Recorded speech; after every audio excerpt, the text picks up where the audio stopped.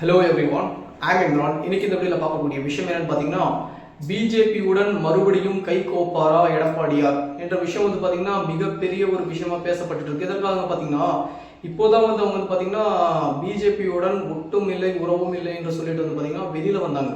வந்ததுக்கு கொஞ்ச நாள்ல கூட பார்த்தீங்கன்னா என்ன பண்றாங்க பார்த்தீங்கன்னா, இப்போ மறுபடியும் வரக்கூடிய எலெக்ஷன்ல வந்து பார்த்தீங்கன்னா கூட்டணி சேரக்கூடிய விதத்தில் வந்து பேசிட்டு இருக்காங்க.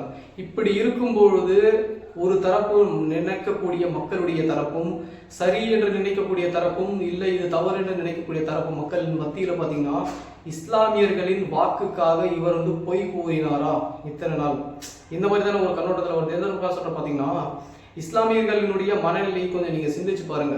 இஸ்லாமியர்களின் பெரும்பான்மையான மக்கள் வந்து பார்த்தீங்கன்னா டிஎம்கே ஏடிஎம்கேன்ற ரெண்டு பார்ட்டியில வந்து பார்த்தீங்கன்னா கலந்துதான் இருக்காங்க.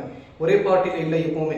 இஸ்லாமிய இயக்கங்கள் சொல்லக்கூடிய இஸ்லாமிய அமைப்புகள் இயக்கங்கள் அதில் இருந்தாலும் டிஎம்கே ஏடிஎம்கேக்கு வந்து பார்த்தீங்கன்னா பெரும்பான்மையான மக்கள் வந்து ஓட்டை வந்து அளிப்பாங்க. அதன் மூலியமா பார்த்தீங்கன்னா இப்போது வரக்கூடிய இந்த மாதிரியான முடிவுகள் பிஜேபி என்ற ஒரு மதவாத சக்தியோட வந்து பார்த்தீங்கன்னா டிஎம்கேவும் முதலில் கைகோத்து ஒரு தவறான விஷயம் செஞ்சாங்க. அதுக்கப்புறம் பார்த்தீங்கன்னா ஏடிஎம்கேவும் பார்த்தீங்கன்னா அந்த ஒரு தவறான விஷயத்தை செஞ்சுட்டு அதுக்கப்புறம் அம்மையா ஜெயலலிதா என்ன சொன்னாங்க பார்த்தீங்கன்னா, இதற்கப்புறம் வந்து பார்த்தீங்கன்னா நான் ஒருபொழுதும் பிஜேபியுடன் கூட்டணியே வைக்க மாட்டேன்னு சொல்லிட்டு வந்து பார்த்தீங்கன்னா உறுதியா அவர்களுடைய மரணம் வரைக்கும் வந்து பார்த்தீங்கன்னா அவங்க உறுதியா நின்றாங்க.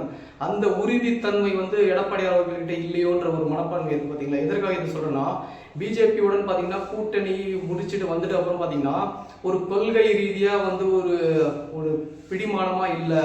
ஏன்னா அவரை சுற்றி இருக்கக்கூடியவங்க வந்து பார்த்தீங்கன்னா ஒரு ஃபோர்ஸ் பண்ணுறாங்க அவரை, அந்த மாதிரியான விஷயம்லாம் வெளியில் வந்துட்டு இருக்கு. இதன் மூலியமா வந்து அதில் இருக்கக்கூடிய அந்த அமைப்பில் அந்த இயக்கத்தில் இருக்கக்கூடிய திராவிட கட்சிகளை சார்ந்து இருக்கக்கூடிய நிறைய இஸ்லாமியர்கள் இருக்காங்க. இப்போ அதிமுக இருக்கக்கூடிய நிறைய இஸ்லாமியர்களுடைய நிலை என்ன ஆகும்? ஏன்னா அவங்க யாரை வாக்களிப்பாங்க கொஞ்சம் யோசிச்சு பார்க்கணும் இல்லையா. ஏன்னா இந்த மாதிரி வந்து நீங்க உங்களுடைய லாபத்திற்காக கூட்டணியை மாற்றி மாற்றி வைப்பதன் மூலியமாக வந்து பார்த்தீங்கன்னா இஸ்லாமியர்களுக்கு எந்த கட்சியும் வந்து பார்த்தீங்கன்னா ஒரு சரியான முடிவு யாருமே தரதில்லை. இஸ்லாமியர்களுடைய வாக்கை பெற்றுக்கொண்டு இவர்கள் வந்து இஸ்லாமியர்களை ஏமாற்றி கொண்டு தான் இருக்காங்க. தவிர வந்து எந்த ஒரு கட்சி இஸ்லாமியர்களுக்கும் முழுசா வந்து நல்ல செஞ்சிருக்கு சொல்லுங்க பார்க்கலாம். எந்த ஒரு கட்சியும் பார்த்தீங்கன்னா இஸ்லாமியர்களுடைய வாக்குக்காக அன்றைய காலத்தில் வந்து பார்த்தீங்கன்னா புல்லாவை போட்டு தொப்பியை போட்டு ஒரு கஞ்சியை குடிப்பாங்க. அந்த மாதிரியான விஷயம் செய்யறாங்க. பார்த்தீங்கன்னா இஸ்லாமியர்களுக்கு நடக்கக்கூடிய நிறைய கொடுமையான விஷயங்கள் வந்து யாருமே வந்து முன் நிற்பதில்லை. இந்த அமைப்புகள் வந்து நிறைய இஸ்லாமிய அமைப்புகளை கூட வந்து பார்த்தீங்கன்னா தமிழ்நாட்டில் மொத்தமாக இருக்கக்கூடிய நிறைய இஸ்லாமிய அமைப்பு வந்து திராவிட முன்னேற்ற கழகத்துக்கு வந்து ஆதரவே கொடுத்தாலும் எத்தனை எம்எல்ஏ சீட்டுகளை கொடுக்குறாங்க இஸ்லாமியர்களுக்கு, எத்தனை எம்பி சீட்டுகள் வந்து இஸ்லாமியர்களுக்கு தராங்க. அத்தனை இஸ்லாமியர்களுடைய வாக்குகளையும் நீங்கள் பெற்றுக்கொண்டு பார்த்தீங்கன்னா அவங்களுக்கு தரக்கூடிய வாக்கு சதவீதம் அத்தனையும் நீங்கள் பெற்றுக்கொண்டு பார்த்தீங்கன்னா உங்களுக்கு தரக்கூடிய சீட் வந்து பார்த்தீங்கன்னா ஒன்னோ ரெண்டோ, இதெல்லாம் வந்து இஸ்லாமியர்களை நீங்கள் வந்து ஏமாற்றக்கூடிய விஷயம். இஸ்லாமியர்கள் விழித்துடைந்து வந்து பார்த்தீங்கன்னா நிறைய நல்ல அரசியல் செய்யக்கூடிய நல்ல ஒரு அமைப்புக்கு வந்து நீங்கள் வாக்களிக்கணும்னு தான் நான் கேள்வி கேட்டுக்கொள்கிறேன். இந்த நல்ல அமைப்பு எப்படி நீங்கள் கண்டுபிடிக்கிறது?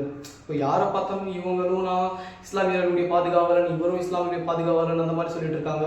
பிஜேபி கூட வந்து இஸ்லாமிய பாதுகாவலன் தான் சொல்லிட்டு இருக்காங்க. ஏன்னா அது வந்து ஒரு மத சார்பற்ற ஒரு கட்சின்னு தான் சொல்லிட்டு இருக்காங்க. ஆனால் வெளியில் நம்மளுக்கு நல்லா தெரியாத ஒரு மதம் சாயருடைய ஒரு கட்சி தான் தவிர வந்து மத சார்பன்மையோட கட்சி அல்ல. இந்த மாதிரி இருக்கக்கூடிய நேரத்தில் வந்து பார்த்தீங்கன்னா மதம் என்பது பார்த்தீங்கன்னா அவர்களுடைய முடிவு. அவர் எந்த மதத்தை பின்பற்றுகிறாலும் அது தவறுன்றதே இல்லை. எந்த மதத்தினா பின்பற்றலாம், அது தவறு இல்லைங்க. ஆனால் ஒரு மதத்தை பின்பற்றுவரை வந்து பார்த்தீங்கன்னா ஒரு மதத்தை இருக்கக்கூடிய வந்து இழிவுபடுத்துறது ரொம்ப பெரிய ஒரு தவறான ஒரு விஷயமா தெரியுது. அதற்காக தான் இந்த ஒரு வீடியோ நம்ம பேசிட்டு இருக்கோம். எதற்காக வந்து பார்த்தீங்கன்னா இஸ்லாமியர்களுடைய 7 பேர் விடுதலை பற்றி வந்து ஒரு நியூஸ் வந்துச்சு. அது என்ன ஆச்சுன்னு தெரியல. அது பார்த்தீங்கன்னா பிலிப்ஸ் ஜெயராஜ் அந்த மரணத்தை குறித்து வந்து ஒரு விஷயம் ஏடிஎம்கே பார்ட்டியில் ஓடிடுச்சு. அது என்ன ஆச்சுன்னு தெரியல. இப்போ பார்த்தீங்கன்னா அனிதாவுடைய மரணம் நீட் தேர்வுக்காக, அந்த நீட் தேர்வை நாங்கள் வந்து ரத்து பண்ணிடுவோம், மொத்தமாக முடிச்சு விட்டுருவோம். ஒருத்தர் யூடியூபர் கூட ஒருத்தர் பேசிட்டு இருப்பாரு, நாம் தமிழர் அண்ணன். அவரை பற்றி வந்து பார்த்தீங்கன்னா கழுவி ஊற்றிருப்பார். நாம் தமிழரை வந்து நான் சரின்னு சொல்லலை. நாம் தமிழர் வந்து நிறைய தவறுகள் இருக்கு. அது வந்து பார்த்தீங்கன்னா ஒரு சர்வாதிகார போகக்கூடிய ஒரு கட்சி தான் சொல்லுவேன். இஸ்லாமியர்களுக்கு அதுவும் வந்து ஒரு எதிரான ஒரு கட்சி தான். தவிர வந்து இஸ்லாமியர்களின் பாதுகாவலன் சீமான் எல்லாம் சொல்ல மாட்டேன். அவனே வந்து ஒரு பொம்பளை ஸ்டஃப்லாம் அந்த மாதிரியான ஒரு கட்சியில வந்து நிறைய பெண்களை இழிவுபடுத்தக்கூடிய விஷயங்கள் நிறைய நடந்துட்டு இருக்கு. அதில் கூட இதை பற்றியான உங்களுடைய கருத்துக்களை மறக்காம கமெண்ட் பண்ணுங்க. அண்ணன் விஜய் அவர் வரார், அவர் எப்படின்றது யாருக்குமே இன்னும் தெரியல. ஏன்னா அவர் ஒரு நம்பிக்கை முகமாக இன்னைக்கு பார்க்கக்கூடிய நிறைய இளைஞர்களை அவர் சரியான வழியில் நடத்துவார் என்ற ஒரு நம்பிக்கையோடு நாங்கள் அவர்களை வாக்களிப்போம், அவரை வெற்றியடைய செய்வோம் என்று ஒரு எண்ணமுடைய நிறைய இளைஞர்கள் இருக்காங்க. இப்போ அந்த மாதிரி இருக்கக்கூடிய நேரத்தில் பார்த்தீங்கன்னா இந்த மாதிரி ஏடிஎம்கே மேலே இருக்கக்கூடிய அந்த கட்சியில் இருக்கக்கூடிய நிறைய நபர்களுக்கு ஒரு மன குமுறல் இருக்கும் தெரியுங்களா. ஏன்னா நம்ம கட்சி நம்ம வளர்க்கணும், ஒரு பெரிய ஒரு இடத்துக்கு கொண்டு போகணும், ஒரு மிகப்பெரிய இடத்துல இருந்த ஒரு கட்சி இப்போ பார்த்தீங்கன்னா ஒரு தேசிய கட்சி கிட்ட போயிட்டு அடிப்படைந்து இருக்கக்கூடிய நிலைமை பார்த்தீங்கன்னா ரொம்பவும் ஒரு மட்டமான ஒரு நிலையாக இருக்குது.